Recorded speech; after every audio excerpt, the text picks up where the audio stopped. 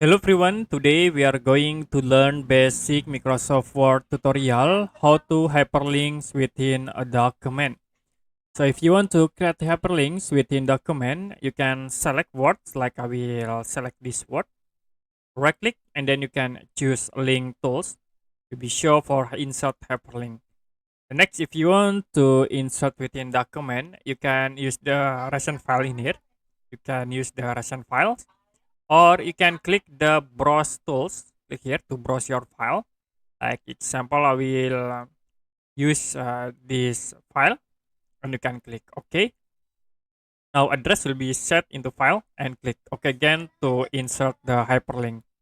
Now if you sort the cursor into the words, will be show for the links into the selected document. Okay, that's it for a basic Microsoft Word tutorial, how to hyperlinks within document. If you have any question about tutorial, you can comment below this video.